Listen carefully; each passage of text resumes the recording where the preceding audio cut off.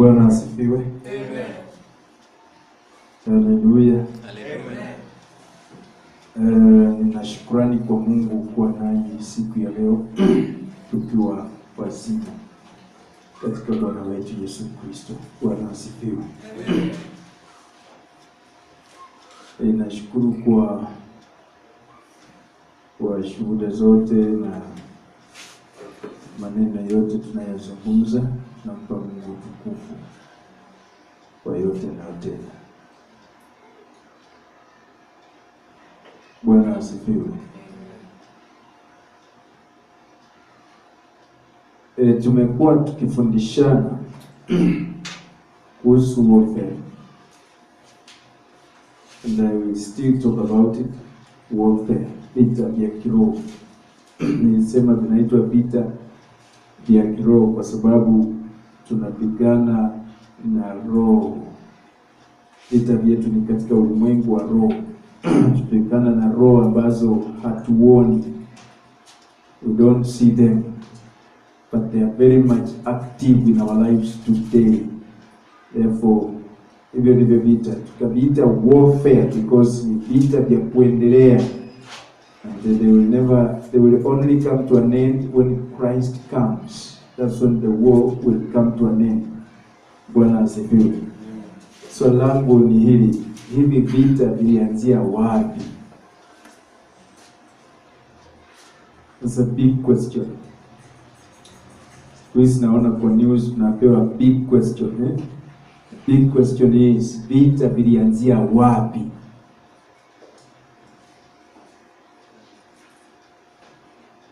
Bwana asifiwe. Na tukisoma Biblia tunaona Mungu amepigana vita sana. So where did this war begin? Bwana asifiwe. Before there was any war on this earth, there was war. Before there was any war on this earth, there was war. And this war was in heaven. So vita vilianzia mbinguni. Vita vilianzia wapi? Mbinguni. So I want you to live knowing that God is a God of war. Is a God of war. Na vita vilianzia mbinguni. And we must fight because God is a God of war. Ni Mungu wa vita. Bwana asifiwe. Amen. Tutasoma Zaburi Psalms 144. Psalms 144 verse 1.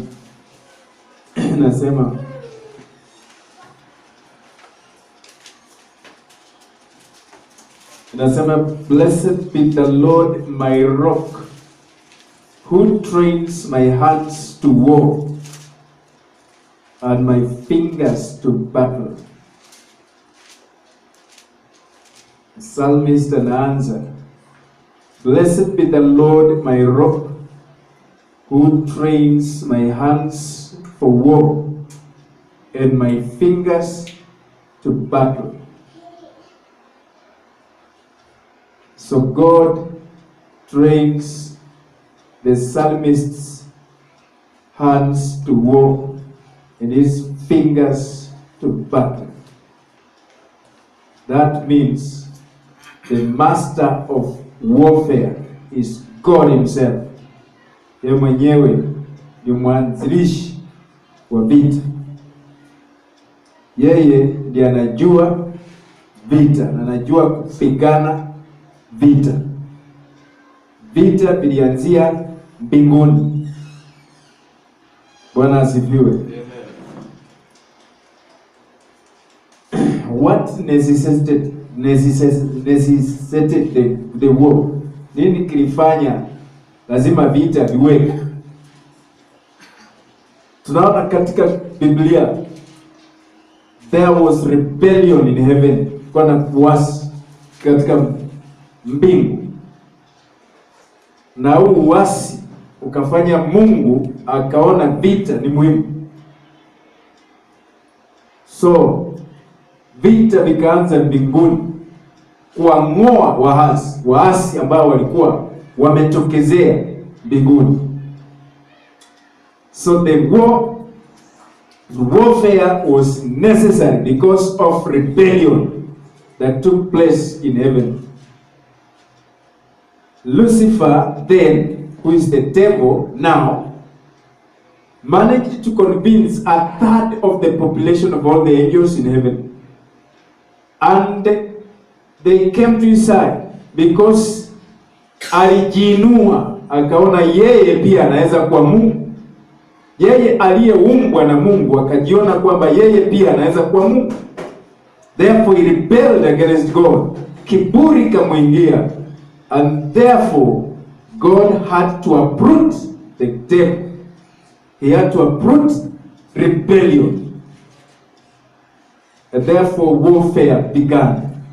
That is how war began.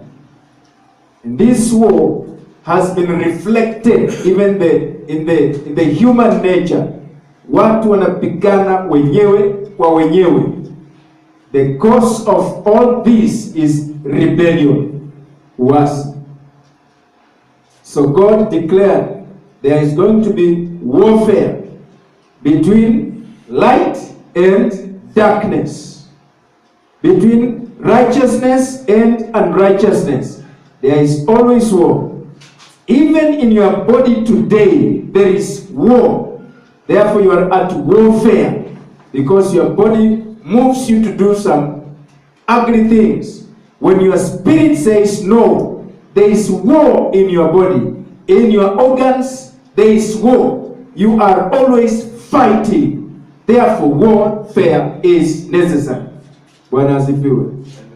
Bwana asifiwe. Amen. It is justified. But remember, it is warfare between light and darkness. So are you ready to fight? Bwana asifiwe. Are you ready to fight? Wakati kuna vita, kuna watu wanaitwa majeruhi. Unajua watu wanaitwa majeruhi? Watu ambao wameumia katika vita wanaitwa majeruhi.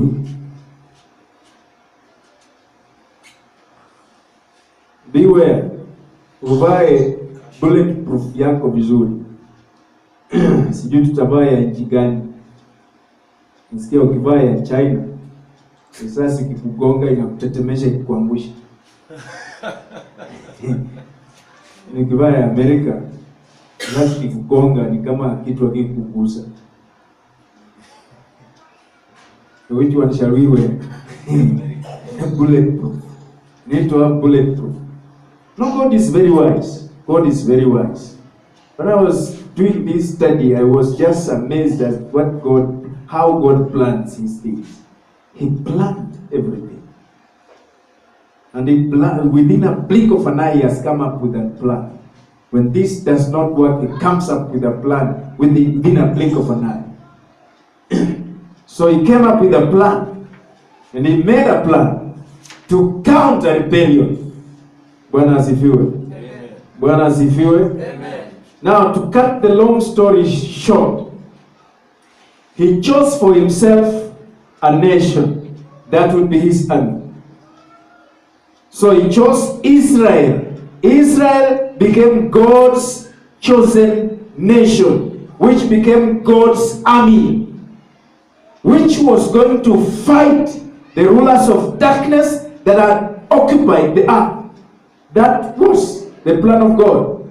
So He chose Israel. Akasema, Israel, you are going to be my army. And read through the scriptures. You will see how God has used Israel to fight wars, to defeat enemies.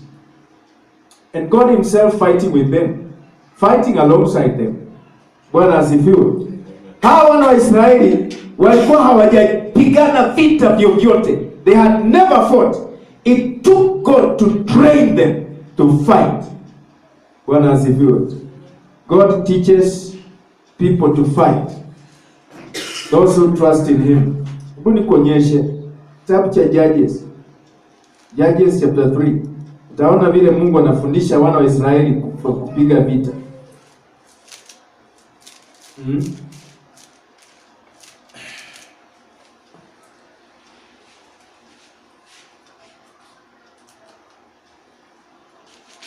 Tuanzie verse 1, nasema, now these are the nations which the Lord left, that he might test Israel by them.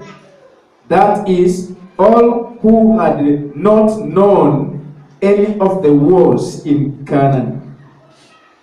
Israel walikuwa hawajawahi pigana vita na hawakujua vita. Verse 2, this was only so that the generations of Israel, the generations of the children of Israel might be taught how to know war, at least those who had not formerly known it. So God taught the children of Israel to war. They had never fought. He taught them to fight. Bwana asifiwe. Tukisoma maandiko tunaona kwamba Mungu alipoongoza wana wa Israeli toka Misri kuja Canaan, walipofika kurithi Canaan, Mungu alisema wazi akasema hataondoa yale mataifa yote mara moja. Wale mataifa ambayo yalikuwa yametawala Canaan, Mungu akasema hatayaondoa mara moja, ataacha mengine, akawaambia ili wanyama wasije wakawaangamiza. That's what God said to the children of Israel. So he was going to drive out some nations but leave other nations there. The purpose for this was to teach the children of Israel how to war. He was going to teach them using those things. Bwana asifiwe. Unashangaa kwa nini maishani kuna shida nyingi, kuna mashaka mengi, pepo anatushambulia. So that God may teach you war. Bwana asifiwe. Unashangaa kwa nini Mungu haoni hii maneno, haoni nina njaa, haoni nimekosa pesa, haoni nina shida nyingi. The reason is for God to teach you how to war. That's why those problems are there. And we read the scripture, wakati wana wa Israeli walijua vile vita, walipiga yale mataifa wakayaangamiza yote, waliangamiza. Sababu sasa walikuwa wamejua vita. The problems in our lives, we are going to destroy them by warfare. By warfare. We will finish them by warfare. Bwana asifiwe. God is a God of war. So he chose himself a nation. That was Israel. Akatenga Israel, akasema, Israel, you are going to be my army. So Israel became God's army.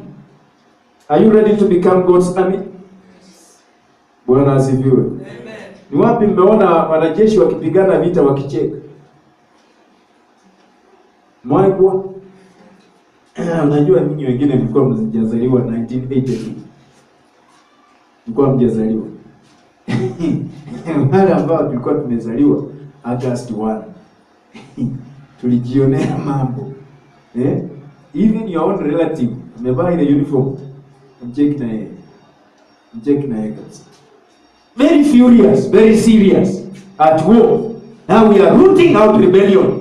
We are rooting out rebellion. Na tupata unapigwa kofi pa before they clear you.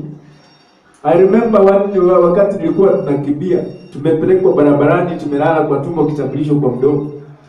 Ajua kwa mene.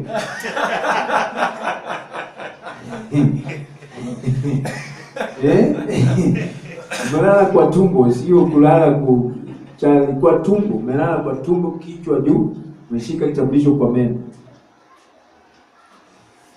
Alafu umekunja longi yote imefika hapo. Alafu mnakaguliwa mkipita. So mimi kawaida yangu na meno yangu na smiles zangu karibu ziniletee shida. Mimi nimetoka pale sasa ninashangaa tu vile tunakaguliwa. Mimi nacheka tu.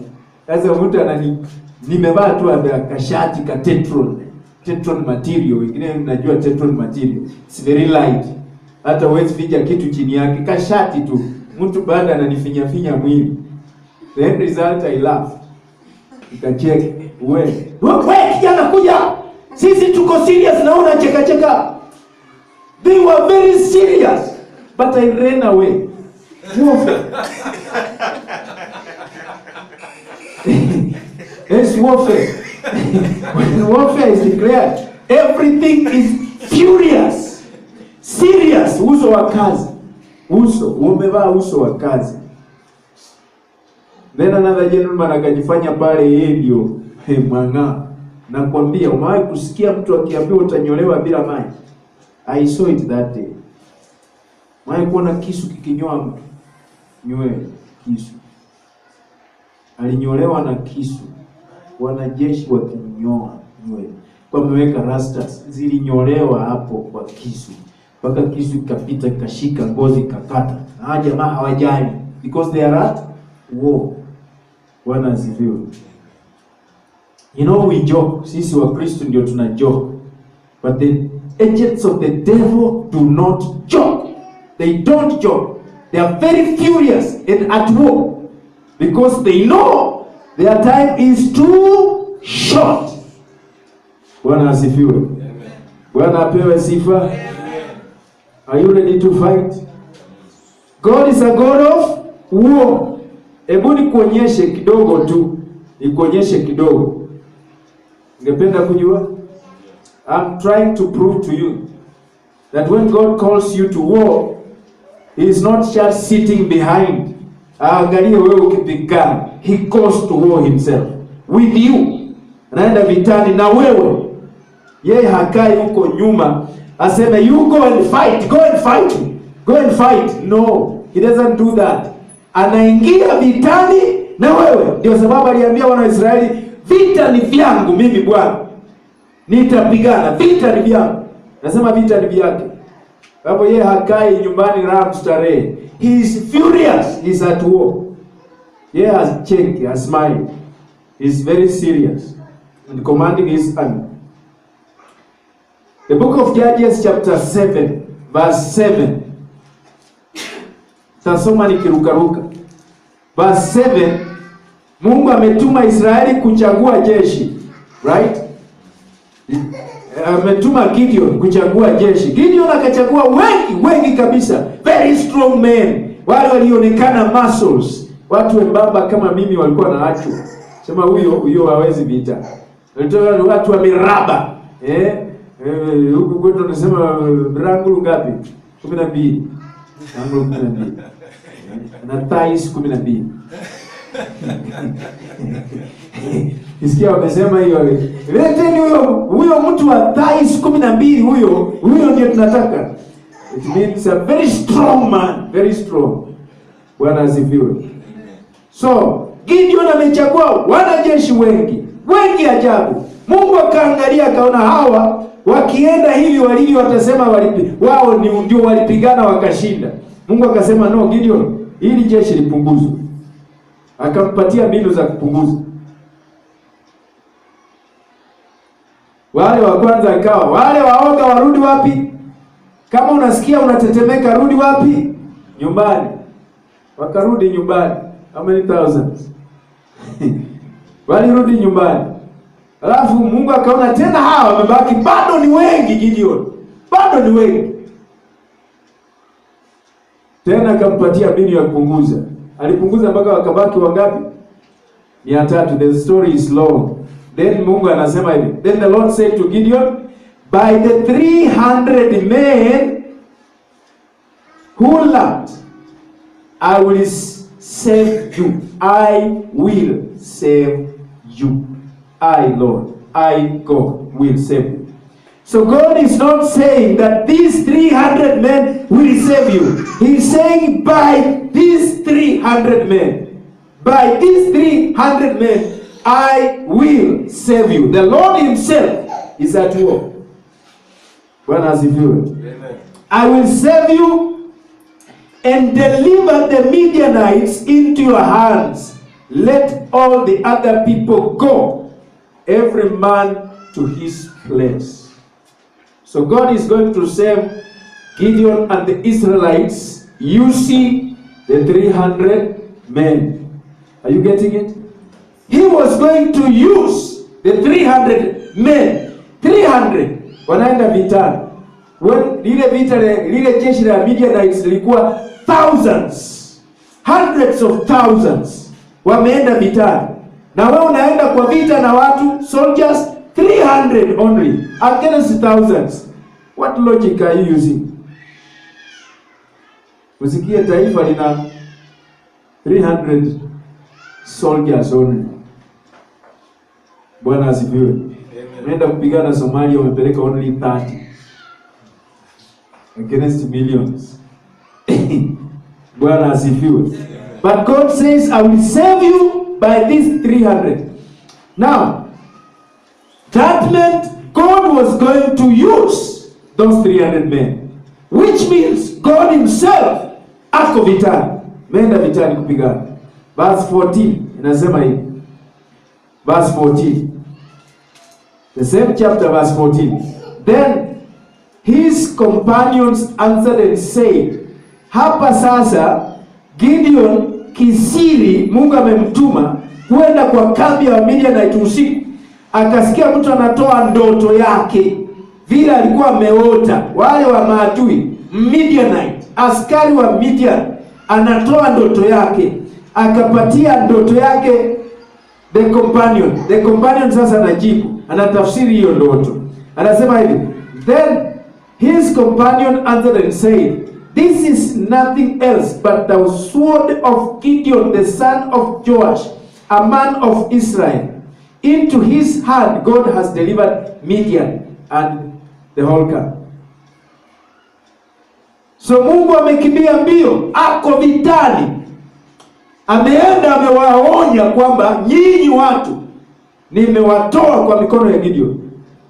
Can you imagine? God is a God of war. Bwana asifiwe. He is a God of war. Yes, si Mungu anakaa tu kama vile sisi tunakaa. Sisi tunakaa, tunaweza kulala, naambiwa tufunge tuombe, tunasikia hiyo sukuma ni tamu sana, siwezi iachia nafasi. But God is continuously at war. Ameenda kwa jeshi la Midian, amewaonya kwa ndoto. And they interpreted the dream very well, that it was understood that God has given the Midianites into Gideon's hands. So Mungu ameenda tayari amewaambia nyinyi nimewatoa kwa mikono ya Gideon mtumishi wangu. Bwana asifiwe. Verse 19 to 23, the same chapter, 19 to 23 nasema, so Gideon and the 100 men who are with him came to the outpost of the camp at the beginning of the middle watch, just as they had posted the watch, and they blew the trumpets and broke the pitchers that were in their hands. Then the three companies blew the trumpets and broke the pitchers. They held the torches in their left hands and the trumpets in their right hands for blowing. And they cried, the sword of the Lord and of Gideon. And every man stood in his place all around the camp. And the whole army ran and cried out and fled. When the 300 blew the trumpets, the Lord set every man's sword against his companion throughout the whole camp, and the army fled to Beth Acacia towards Zerah, as far as the border of Abel Meholah and Tabah. And the men of Israel gathered together around Naphtali, Asher, and Manasseh, and pursued the Midianites. Now, verse 22 inanifurahisha pale. Inasema, and the 300 blew the trumpets. The Lord set every man's sword against his companion throughout the whole camp. The Lord set every man's sword against his companion. The Lord is at war. Remember, hawa hili jeshi la Gideon halina silaha yoyote. Wana trumpet na picha. Picha ni nyumbu fulani, nyumbu haina ya nyumbu. So hiyo walikuwa nagonga jini, pa, inapasuka. Ikipasuka inalipuka kama bomu. Bwana asifiwe. They blew the trumpets, only the trumpets, and they shouted, the sword of God and Gideon is upon you. And when these people heard, they were shocked. God is a God of war. They ran, and in that confusion, God stepped in and brought confusion among them and set their swords against each other. So Midianites wenyewe wakauana, wakamalizana wenyewe kwa wenyewe. Bwana asifiwe. So God used their swords to kill them. But the Israelites, the army of Gideon, did not have even a single sword. They didn't. They went to war with trumpets and those pots. Bwana asifiwe. Bwana apewe sifa. He is a God of war. Bwana asifiwe. Therefore, I want to tell you, God chose an army. This war began in heaven, and God had an army in heaven. Revelation chapter 12. I want you to know that. Na ushike hiyo vizuri sana. Sije ukadanganyika. When we call for warfare, we are not thinking our own things, but we are talking of things that exist. Revelation chapter 12 verse 7. Verse 7. Verse 7 inasema hivi. Tutasoma 7 to 12. Nasema, and war broke out in heaven. Michael and his angels fought with the dragon, and the dragon and his angels fought. Nasikia vizuri? War broke out in heaven. Michael and his angels fought with the dragon, and the dragon and his angels fought. So you are not fighting an enemy that will just sit there and wait you to defeat him. No. As you fight him, he is fighting back. That's why nasema hivi. Ukuua na majeruhi. So usipatikane. Majeruhi ni watu kama hao. Kama Akan. Unaenda unachukua vitu ambavyo si mali ya Mungu. Mungu amevilaani. Wewe unaenda unavichukua unavileta kwa nyumba. We are praying here seriously. Wewe unaenda kwa waganga, unabeba uganga huko, unajiletea. Chunga sana, unaweza kuwa majeruhi. Those are some of the things that can cause you the harm. The devil can easily harm you. Verse 8 inasema, but they did not prevail. They did not prevail, nor was a place found there for them in heaven any longer. So their place in heaven was scrapped. Wakafukuzwa kutoka mbinguni. Then nasema, so the great dragon was cast out, the serpent of old, called the devil and Satan, who deceives the whole world. He was cast to the earth, and his angels were cast out with him. Where was he cast to? To the earth. He was cast to the earth. So alipofukuzwa kutoka mbinguni, alitupwa wapi? Duniani. Kwa dunia ndiye alitupwa. Pamoja na malaika wake wote wakafukuzwa, wakatupwa hapa duniani. So they sworn on the earth. Vya mbinguni viliisha, sasa vita vya hapa duniani ndio bado. Bwana asifiwe. Then I heard a loud voice saying in heaven, now salvation and strength and the kingdom of our God and the power of his Christ has come. For the accuser of our brethren, who accused them before our God day and night, has been cast down. And they overcame him by the blood of the Lamb and by the word of their testimony. And they did not love their lives to the death. Therefore rejoice, O heavens, and you who dwell in them. In heaven they are doing what? Rejoicing. In heaven they are rejoicing. Because the dragon, the devil, has been cast out. But now, listen to the second part of that verse 12. Inasema, wui. Inasemaje hiyo? Au wui. Wui.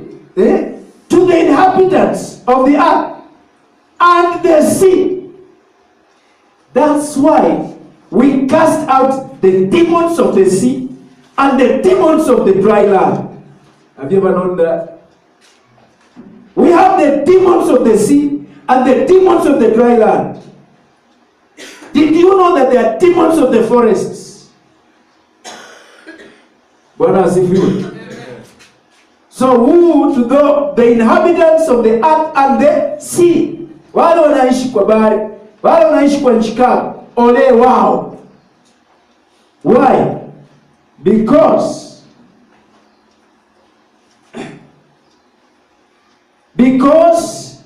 he knows.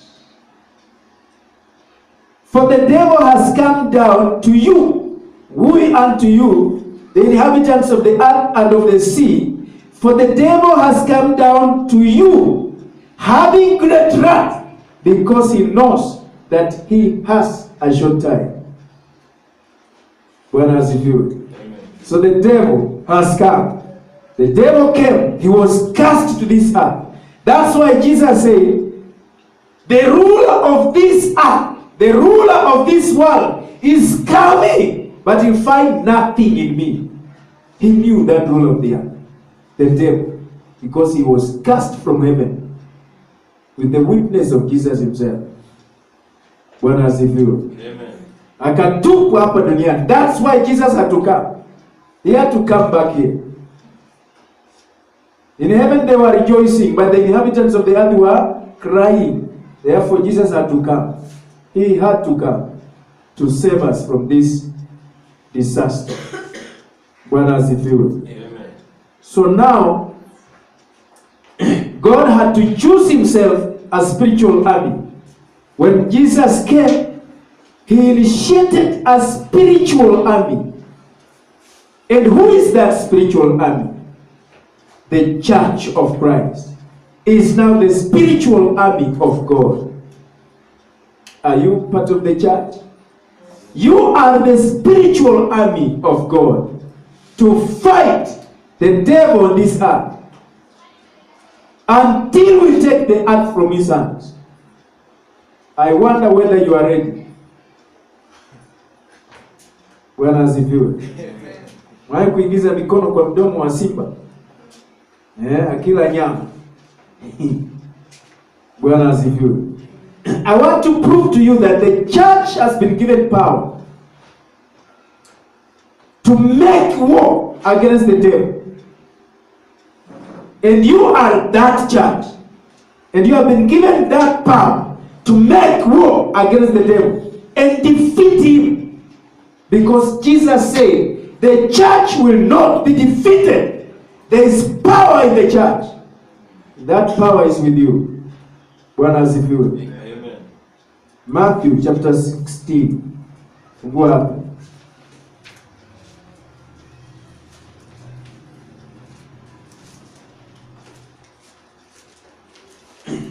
Jesus gave power to the church. Verse 17.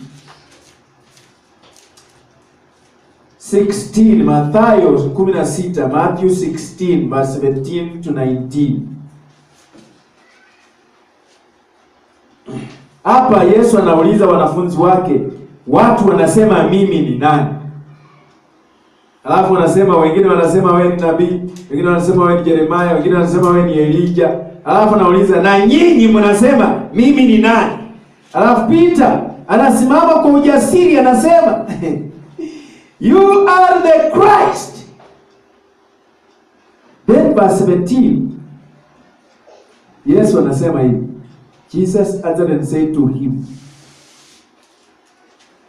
Peter anajibu verse 16, anasema, so Simon Peter answered and said, you are the Christ, the Son of the living God. Then verse 17, Jesus said to him, blessed are you, Simon Bar-Jonah, for flesh and blood has not revealed this to you, but my Father who is in heaven. Verse 18, verse 18 inasema, and I also say to you that you are Peter, and on this rock I will build my church, and the gates of Hades shall not prevail against it. The gates of Hades shall not prevail against it. Sikiza, verse 19, further authority Jesus is giving. And I will give you the keys of the kingdom of heaven, and whatever you bind on earth will be bound in heaven, and whatever you loose on earth will be loosed in heaven. Hiyo ni authority Yesu amepeana, uwezo ambao Yesu amepeana kwa kanisa. Bwana asifiwe. Kitu ya kwanza, power ya kwanza amesema that the gates of Hades shall not prevail over the church. Unajua hapo ndio watu walitoka akisema kwamba Yesu atajenga kanisa kwa Petero. So people believe that especially our other sisters or brothers wana believe kwamba Peter was the first pope and the church is built on him. Sindio? That's why wanasema Saint Peter, pray for us. Bwana asifiwe. Yeah. That was just an authority Jesus was giving. They were going to start to be the founders of the church. But the church will not be defeated. It will not be defeated. The gates of Hades, hizo ni powers za vifo. The power of death will not prevail over the church. Hades means death. Bwana asifiwe. So it will not defeat the church. It will not overcome the church. That's why the church has power. And this is the church that has been given authority. Bwana asifiwe. Independent kwambie. Are you getting the message? Bwana asifiwe. Hades is like a fortress which blocks or obstructs Jesus from saving those that it has held captive. Gates of Hades is a fortress that hinders Jesus from saving those that it has held captive, the dead. Bwana asifiwe. Do you know people are walking dead? Wanatembea kama wamekufa. They look alive. Yesu anasema nje mnaonekana maridadi, but ndani ni kaburi imejaa nini? Mifupa. Kaburi iliyo wazi imejaa mifupa. People are walking dead. These people, Christ wants to save them, but the gates of hell are blocking him from saving and rescuing them. Bwana asifiwe. So Jesus said to the disciples, the gates of hell will not prevail over the church. So he has given power to the church to defeat death and save people from death. So you and I have been given what? Power. to save people from death. So we are, and this was seen when Jesus died on the cross. Wakati Yesu alikufa msalabani, tumesoma maandiko, sio? Wakati Yesu alikufa msalabani, what happened? The earth shook. There was an earthquake, a violent earthquake, sio? Si tumesoma hiyo kwa Biblia. And then what happened next? The graves broke open. And those who died believing were seen. They came out of the graves and were seen walking in the streets of Jerusalem. Na naambiwa walitembea kwa streets ya Jerusalem mpaka wakati Yesu alipopaa juu. After 40 days alipoenda juu, wakaenda pamoja. Bwana asifiwe. Amen. They disappeared only when Jesus went. Alipopaa juu. After 40 days, brothers and sisters, the graves broke open, which means Jesus had overcome the powers of Satan. Alikuwa ameshika mateka, waliachiliwa alipokufa msalabani. So by the victory of Jesus over death, the church has power to overcome death. And when we talk about death, you know what we're talking about? Somebody will think that this physical body will not die. It is true. To some of us, it will not die, this physical body. Because if Jesus comes now, when I'm talking here, do you expect me to go to the grave first and then come back? Biblia inasema within a blink of an eye, we shall be transformed, we shall be changed. Bwana asifiwe. Bwana apewe sifa. Amen. Are you listening to me? Yes. Bwana asifiwe. Amen. Now, then Jesus says this, you know, Yesu akazidi kusema, and I'll give you the keys to the kingdom of heaven. Those keys are actually the preaching of the gospel, the preaching of the word. Those are the keys that we've been given. We know some secrets of the kingdom. We can share some secrets of the kingdom. So we've been given the keys to the kingdom. So we can bring people to Christ. We can bring people from death to life. That's what we are doing now. We bring people from death to life. That's the gospel we are preaching. So God has given you power to bring people from death to life. Bwana asifiwe. Then he said, whatever you bind on earth will be bound in heaven. Whatever you loose on earth will be loosed in heaven. All this authority is given to the church of Christ. This is the power Jesus gave to you. And you have that power. So you have nothing to fear. Bwana asifiwe. You have nothing to fear. You are now the army of Christ. The soldiers of Jesus Christ. You are the soldiers of Jesus Christ. That's why Jesus gave us a vision of training the soldiers. Training the soldiers of Jesus Christ. Bwana asifiwe. Amen. You are the soldiers. Tell your neighbor you are the soldier of Jesus Christ.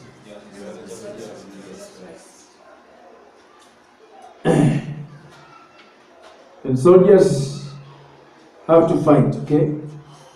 Bwana asifiwe. So that's why tunasema mtu wa Mungu ambaye anatafuta uso wa Mungu ni mtu hatari. Ni mtu namna gani? Hatari. Nikisema uende kufa utakufa kwa kweli. Bwana asifiwe.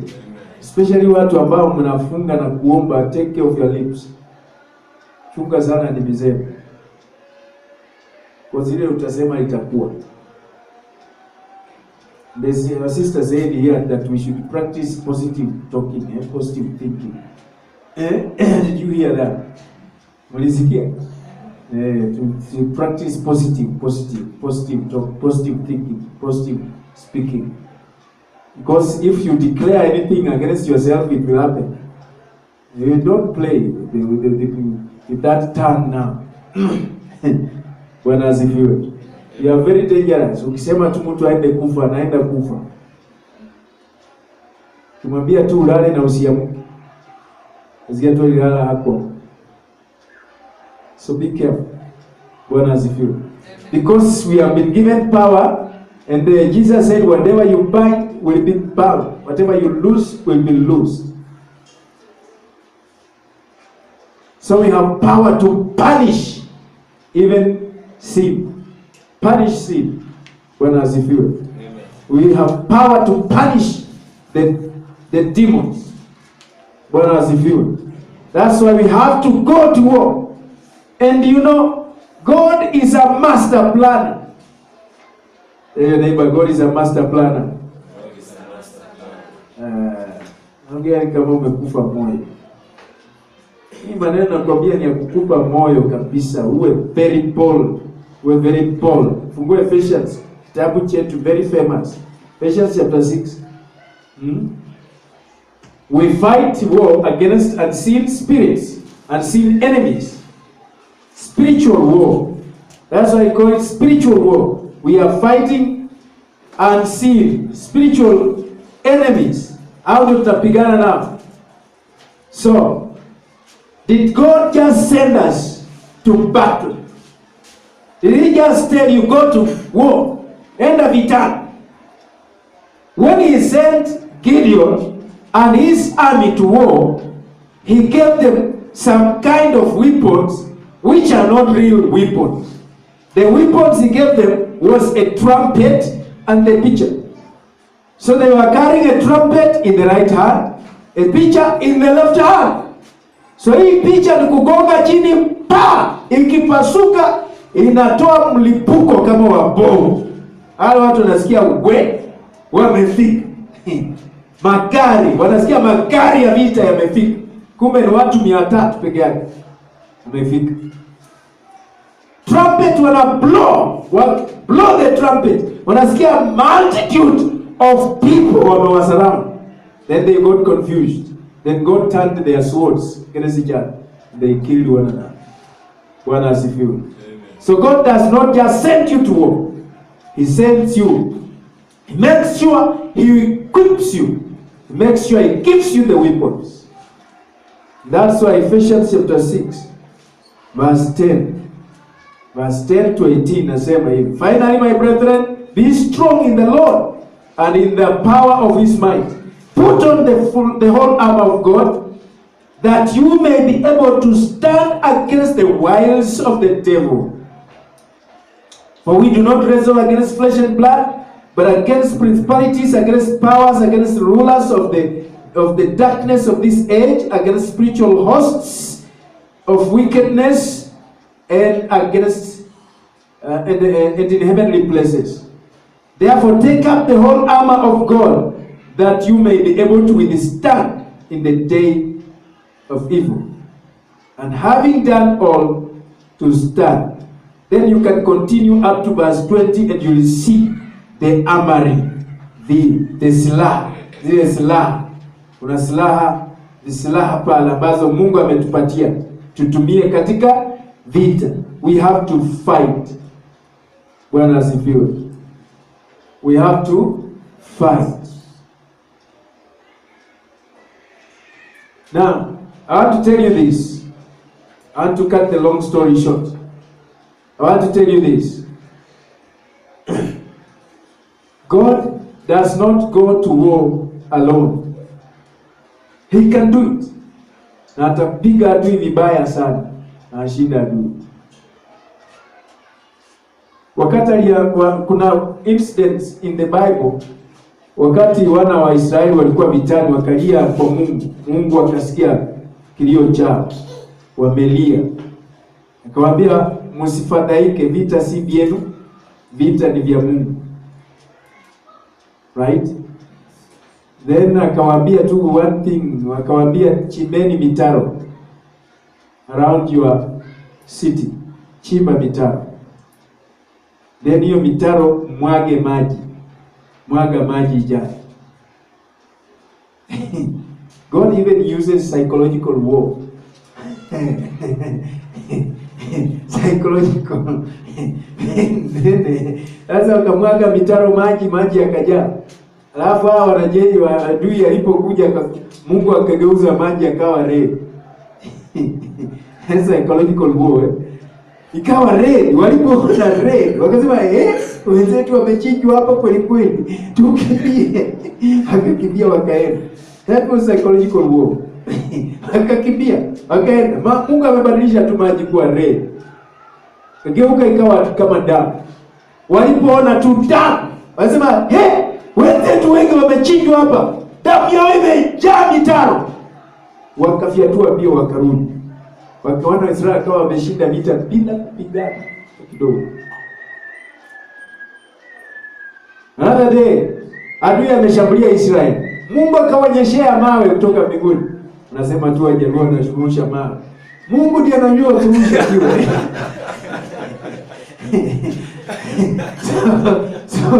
So before Mjaluo ajue kurusha jiwe, Mungu ndiye alirusha la kwanza. Na Mungu halipiti target. Linalenga target, linamaliza mara moja. Bwana asifiwe.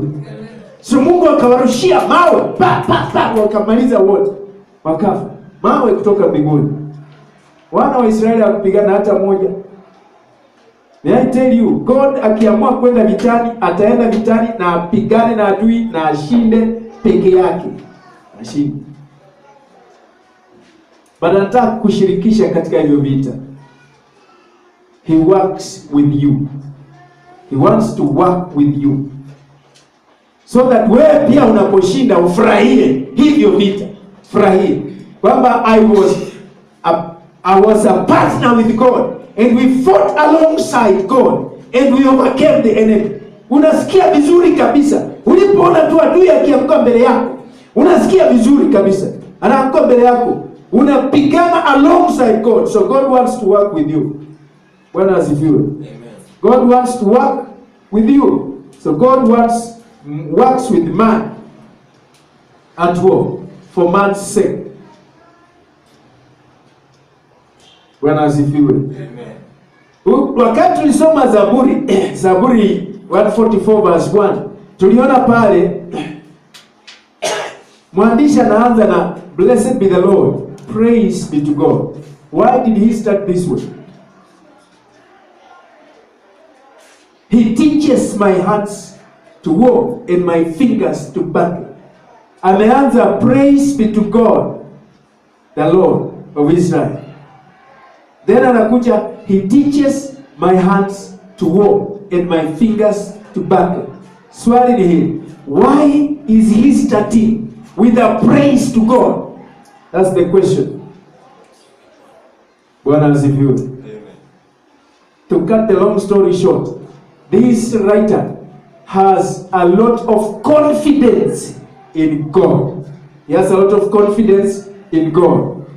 And that's why he starts by praising him. Because of his confidence in God. He knows that God, once you depend on him, vita umeshinda.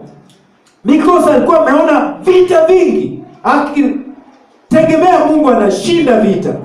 Anashinda vita. He had fought so many battles depending on God. And therefore he was so confident of God that he was going to win the battle. Because it is God who teaches his hands to war and his fingers to battle. Bwana asifiwe. Bwana apewe sifa. I want to say this to you. As you engage in a warfare, you must have confidence in God. You must have confidence in God. Because on your own, you cannot overcome. Bwana asifiwe. On your own, you cannot overcome. We overcome through him who gives us strength, who gives us power. Therefore, we must be confident in him. Then we shall overcome. Bwana asifiwe. Are you ready to walk?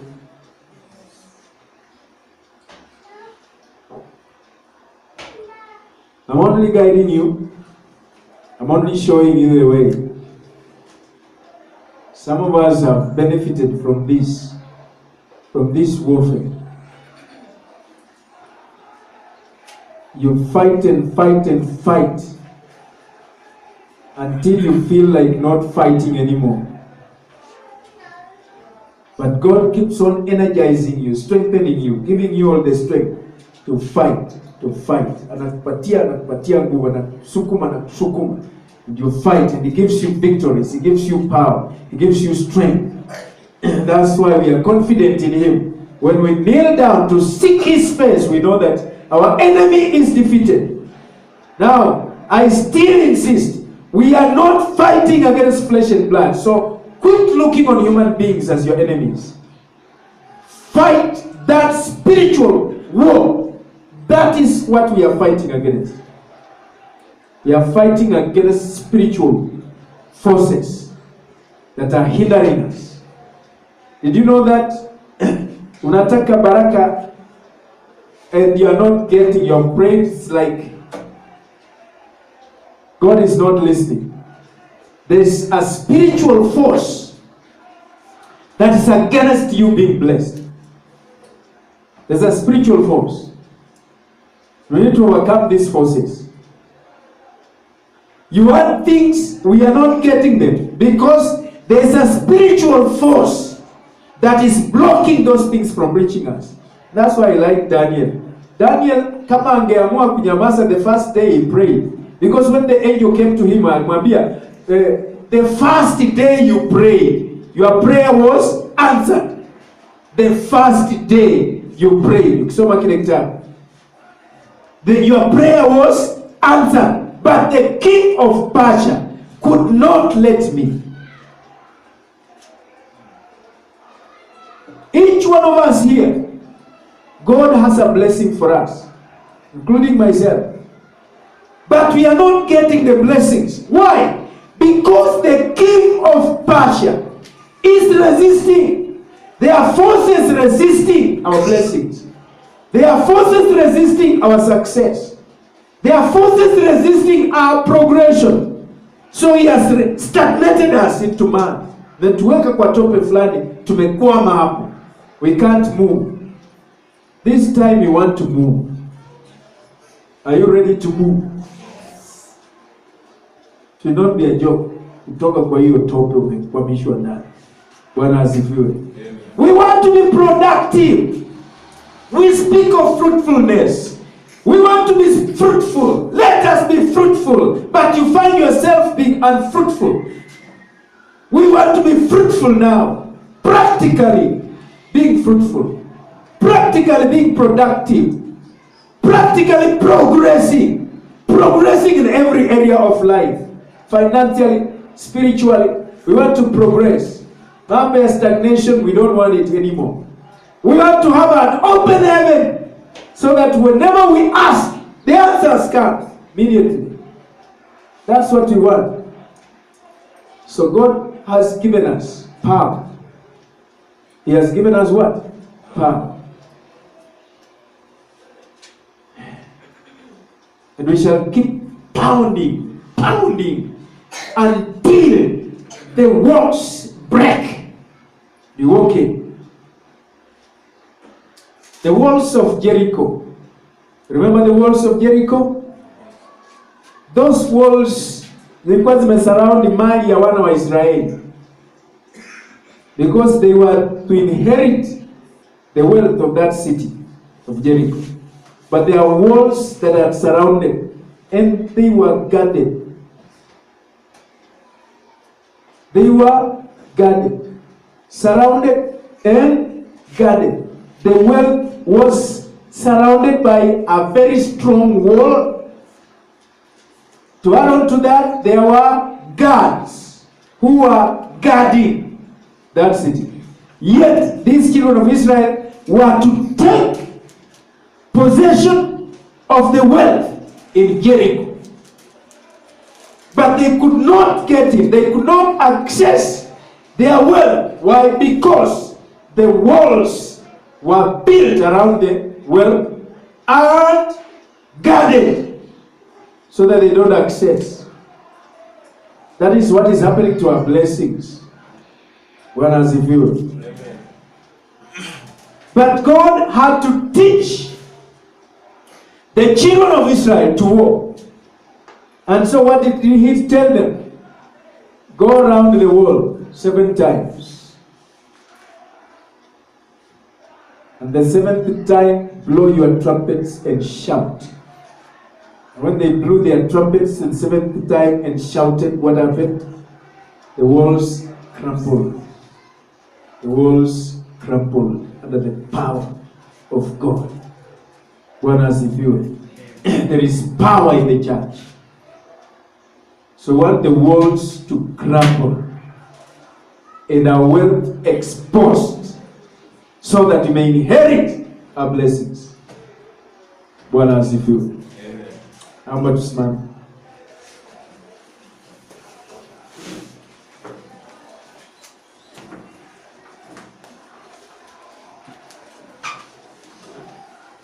We are going to go before the Lord. We want to seek Him. We want to seek the Lord. As we sing this chorus, we want to call upon the name of the Lord Jesus Christ. I want to say, let us be vigilant. Usicheka-cheka, usicheze-cheze. Maana hivi ni vita, usicheze-cheze, usifanye mchezo. When we say let us pray seriously. Because we want the enemy defeated in the name of Jesus Christ.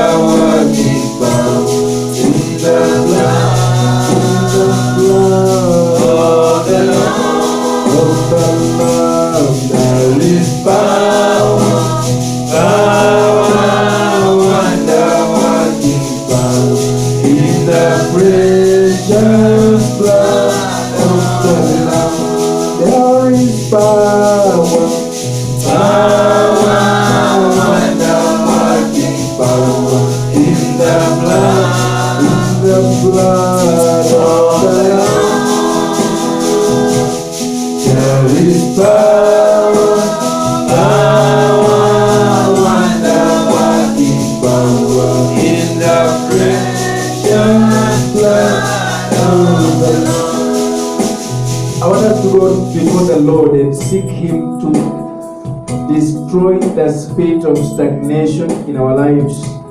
The spirit of stagnation. Hiyo roho imekukwamisha mahali ulipo miaka mingi, imekukwamisha tu hapo. Hiyo roho tunataka tuing'oe katika jina la Yesu. We are going to fight the spirit of unproductivity and fruitfulness in our lives. Hatuzai matunda, hatuleti matokeo. Tunapokea mingi lakini hatuleti matokeo. Tumekuwa kama ng'ombe anayelishwa kila siku, kila wakati, lakini haleti maziwa. We have become unproductive. Today we come against the spirit of unproductivity in the name of Jesus Christ. We are going to go before the Lord and fight these demons that are hindering us from progressing, and ask God to give you progression so that you may progress, you may move forward, you may go forward, because that's where God wants you to be, that you may become productive. Ask God to make you productive today, that you may be fruitful, that what God gives you will match what you produce. That's what God wants us to be. So we are going to go before the Lord now in the mighty name of Jesus. Want everybody to to go before the Lord. Look at your life. You are supposed to be somewhere better, but we are still where we are because of stagnation. We are stagnated in one place. We want God to unstagnate us and move us from where we are today. In the mighty name of Jesus, we come against all forces of darkness, all powers and principalities of the evil one, the demons of stagnation that have stagnated us, Lord, that we are the way we are. We are not what we are supposed to be today because of stagnation. In the name of Jesus Christ, we come against the spirit of stagnation. In the name of Jesus, we rebuke the demons of stagnation. You demons of unproductivity. You made us unproductive. We receive much, we need much, but we are not productive. We are not fruitful. In the name of Jesus Christ, I command you out of my life. In the name of Jesus, I cast you out. In the name of Jesus Christ, I cast you demons of unproductivity. You demons of stagnation, I cast you out of my life now. In the mighty name of Jesus Christ, I command you. I cast you out of my life. I cast you out.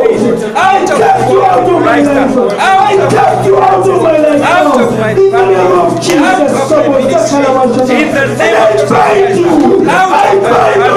In the name of Jesus. They come against in the name of Jesus. The blood of Jesus is against now. In the mighty name of Jesus. In the name of Jesus. In the glorious name of God. Thank you. I command you to We bless you. In the name of Jesus. You are stagnated in your church. You are stagnated in your Malona,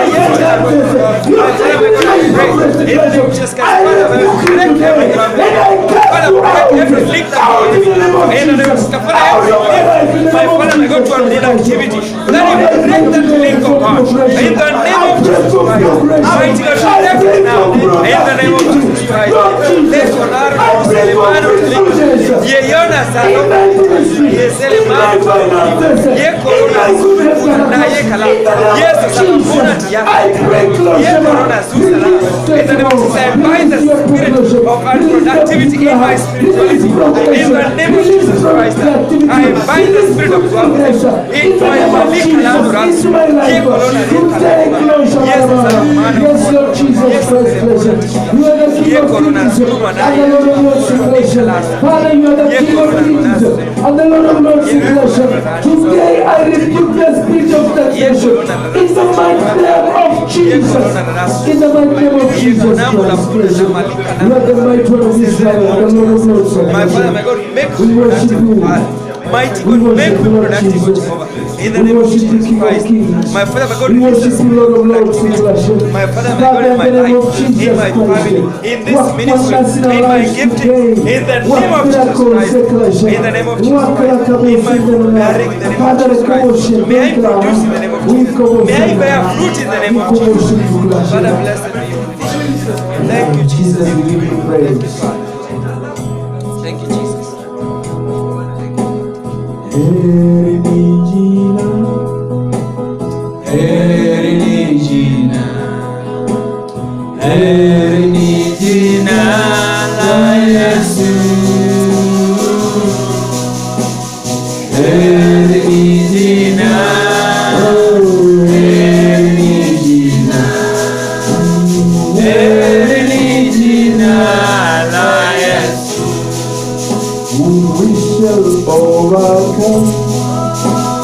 We shall overcome. We shall overcome Satan's power. Oh, we shall overcome. We shall overcome. Yes, we shall overcome Satan's power. Hallelujah.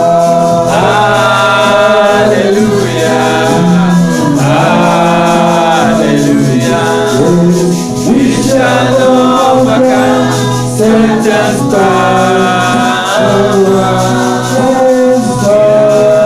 Hallelujah. Oh, hallelujah. We shall overcome Satan's power. spirit here, the spirit of the rat, the spirit of the rat. Yeye huja kisiri katika maisha ya watu na kula mali zao na kuharibu mali zao. Hiyo ni roho ya panya anayeingia katika nyumba zetu, anatoka misituni akija kuingia nyumba zetu, anakula mali yetu, anakula vyakula vyetu, anakula pesa zetu, anakula baraka zetu. This spirit of the rat, let's come against it in our lives. In the mighty name of Jesus Christ. Father, we come to you in the name of Jesus. The spirit of the rat. Come against the spirit of the rat in the name of Jesus. We bind it in the name of Jesus. We bind its power in the name of Jesus Christ. We bind the spirit in the name of Jesus. No more in our houses, no more in our finances, no more in our health, no more in our prayers, no more in our productivity, no more in our prayers. In the mighty name of Jesus Christ. Out of my finances, out of my life, out of my church, out of my life, out of my family, in the name of Jesus, out of my ministry, out of my finances, in the name of Jesus, we bind it now. I command you out in the name of Jesus. I command you back from hell in the name of Jesus. Back in the name of Jesus. Back in the name of Jesus. In the name of Jesus. In the name of Jesus. You spirit of destruction. I bind in the name of Jesus. I bind in the name of Jesus. Be bound in the name of Jesus. In the name of Jesus. I hear you now. Yet now. Yet now. Maluna yet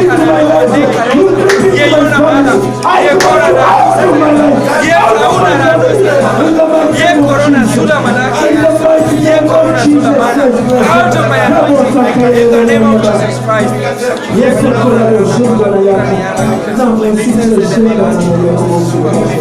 We worship you, King of Kings.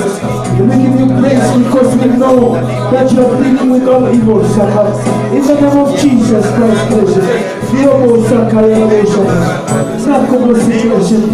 we worship you, Lord Jesus Christ. We give you all the praise, all the glory, because you are mighty and glorious. Lord, we love you. Lord, we bless you. We acknowledge your precious name, dear Father. We bless the blessed name of Jesus Christ. We love you, dear Father. Be glorified, O We love you, Lord of Lords. Thank you, mighty Father. We love you, Father. Thank you, Jesus. Blessed be your holy name. Thank you, Jesus. I want us to go before the Lord and deal with the spirit of a thief. Mwizi ambaye anaiba mali yetu. The thief. We want to bind the thief and cast him out of our families, out of our finances. We cast him out of our health. Everything we do in our places of work. Let us come against the spirit of a thief. Huyu mwizi anaiba mali yetu. Let us cast him out in the name of Jesus. Father, we come to you in the name of Jesus Christ. We stand against the spirit of a thief. The spirit of a thief. The thief who steals our lives, steals our health, steals our finances, steals the power of gender in the world. In the mighty name of Jesus, we come against our strength. We bind in the name of Jesus. We bind in the name of Jesus. We command it. Leave it out. Leave our life in the name of Jesus. Leave our health in the name of Jesus. Leave our night in the name of Jesus. Leave our blessings in the name of Jesus. Leave our lives in the name of Jesus. Leave our families in the name of Jesus. Leave our families in the name of Jesus. Leave our families in the name of Jesus. Leave our blessings in the name of Jesus. Leave our property in the name of Jesus. Leave our business in the name of Jesus. Leave in the name of Jesus. Bind in the name of Jesus. Bind in the name of the Lord. Live in the name of Jesus. Live in the name of Jesus. Live in the name of Jesus. Live in the name of Jesus. Blessed be your In the holy name of Jesus. In the holy name of Jesus. In the holy name of Jesus Christ. Oh, come on, send it about. Every spirit that comes. That secret in your life. Look over your mouth. You evil spirit. You secret in your life. Today I command you out. Today I command you. I command you.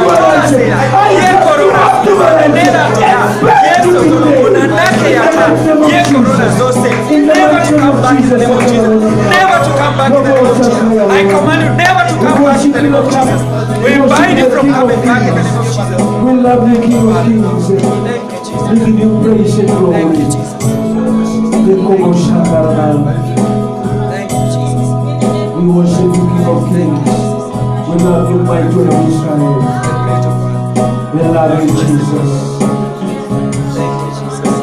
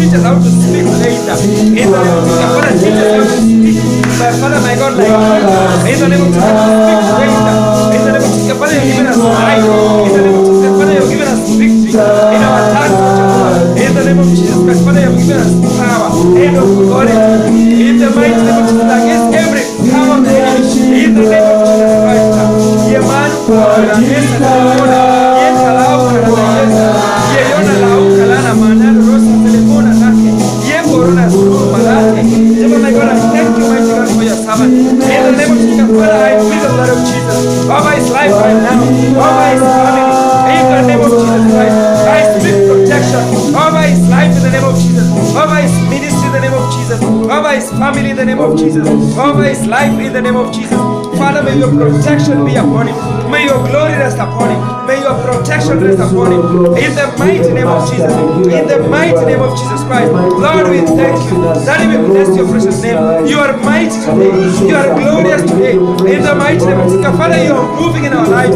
You are moving in our families. You are moving in our homesteads, oh God. You are moving in our workplaces, oh God. You are moving in our children, oh God. You are moving in our siblings, oh God. You are moving, oh Jehovah Father. In the mighty name of Jesus Christ. Do mightily, Jehovah God. Do valiantly, Jehovah Father. Move, Jehovah my Father. Destroy in the name of Jesus. In the name of the Lord Jesus Christ. Lord, we thank you. Blessed be your holy name. Thank you, Jesus. Thank you, Jesus. Thank you, Jesus.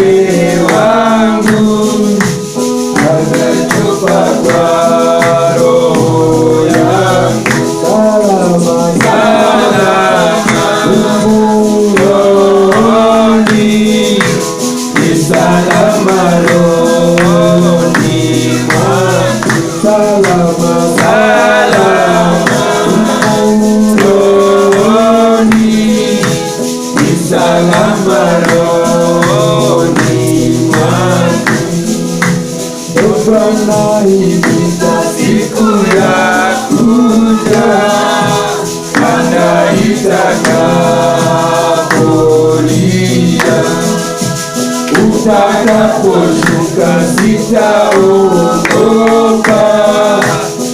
salama rohoni mwangu, salama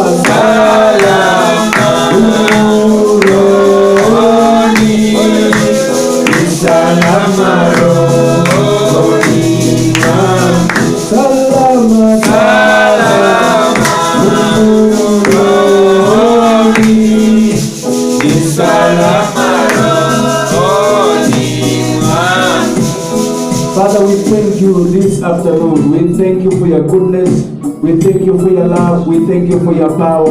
We thank you for your anointing. We thank you for the victory that you are granting us, O Lord. We worship your precious name because, Lord Jesus Christ, you are not like man to tell a lie. You are a faithful God who speaks to us every day.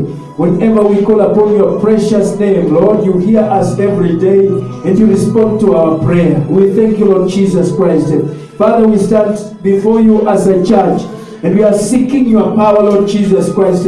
We are seeking the power from the King of Kings, power to bind and to loosen, power to do miracles, Lord Jesus Christ, power to set the captives free, power to deliver all that are bound, power to set to bring people to Christ. We pray today, Lord Jesus Christ, that every soul that stands here today, we are asking for your power upon each one of us. Father, we are asking, Lord, that today we shall not stagnate any longer, but we shall progress. Father, from today we are asking for progression. We are going to progress in our lives. We shall progress financially. We shall progress materially. We shall progress spiritually. We shall no longer be stagnated because, Lord Jesus Christ, you have overcome stagnation. We have overcome stagnation. Lord Jesus, we pray today in the name of Jesus Christ that, Father, we shall no longer be unproductive, but we are going to be productive. We are asking for productivity. We are asking for productivity in our lives today and forever. Lord Jesus, we are asking for the spirit of fruitfulness, that we shall be fruitful in everything we do, in every mission we take, in every ministry. We are asking for fruitfulness in the name of Jesus. We have come against the spirit of unproductivity in the name of Jesus Christ. Father, we pray in the name of Jesus that no thief shall come into our lives, no rat shall come into our lives, the creeping spirits shall not come into our lives today. Father, we shall enjoy your protection, we shall enjoy your power, we shall enjoy your victory, we shall enjoy progression, we shall enjoy fruitfulness, we shall enjoy, Lord, progression in the mighty name of Jesus. Father, we pray today, bless every soul, every mind, Lord, everyone in our ministry, Jesus. We pray in the name of Jesus, touch every life, touch every life, touch every life, in the name of Jesus, touch every mind, Lord, lift up your people, Lord Jesus, I pray, you will establish them, you will speak them for progression, Lord, they shall walk in victory, they shall walk in success, Lord Jesus Christ, they shall succeed financially, we shall succeed materially, we shall succeed spiritually, Lord Jesus Christ. Father, we pray in the name of Jesus, lift up your people, lift them up, Lord, lift them up, in the mighty name of Jesus. They shall walk unlifted up people who will walk in your presence with thanksgiving and praises, because you're the King of Kings and the Lord of Lords. We give you praise, we adore you, King of Kings, we bless you, mighty God, we lift up your precious name. Lord Jesus, we adore you. Bless your people today as they walk out and back. Lord, I pray they shall walk in your blessings. These sheep shall come up. They shall experience your blessings, Lord. They will experience your glory. Father, we pray today in the name of Jesus. You will fill us with the Holy Spirit. And let the Holy Spirit fill us overflow. That everywhere we go, rest upon my ministry, rest upon my gifting, rest upon my family. In the name of Jesus Christ. That we come in contact with Lord Jesus, you are the King of Kings and the Lord of Lords. We give you praise and glory. Thank you, Father, for your goodness. Thank you for your power. Thank you for your anointing. Thank you for your spirit. Lord Jesus Christ, we give you praise. Thank you for filling us with your power. Thank you for setting the captives free. Thank you for delivering all the bound. Thank you for raising up the dead. Lord Jesus, we honor you. We honor you, Lord Jesus. We honor your precious name. We honor you, King of Kings, because you loved us from the beginning. We love you and we bless you. We glorify you every day. All the days of our lives will come after us. We will praise you. We will honor you. We will acknowledge your precious name. Thank you, my God of Israel. We lift you up, Lord, and we bless you. Thank you, Father. Thank you, Lord of Lords. We bless you, we bless you, we bless you. We bless you, King of Kings. Thank you, Jesus. Thank you, Jesus. We bless you, mighty God of heaven. Thank you for your presence in our midst, Lord. Thank you for every soul that stands here. We pray that the sick in our midst be healed. In the name of Jesus. Be healed in the name of Jesus. Even those that are not with us today and are sick in their bodies, we command healing in their bodies now. We cast out sickness in the mighty name of Jesus Christ. We cast out the devourer in their lives in the mighty name of Jesus. We pray for healing to flow in their bodies now in the mighty name of Jesus. We thank you and we bless you, mighty God. Thank you, King of Kings. Thank you, Lord of Lords. Be with us now and forever. And as we part from here today, we pray that your spirit will continually accompany us wherever we go, whatever we do. We shall walk in the presence of the King of Kings. Thank you, mighty one of Israel. We worship you. We give you praise. We thank you, Lord. Thank you for being our God. In Jesus' name we pray. And may the grace of Jesus Christ, the love of God, and the fellowship of the Holy Spirit be with us now and forever. We are continuing with our prayer and fasting.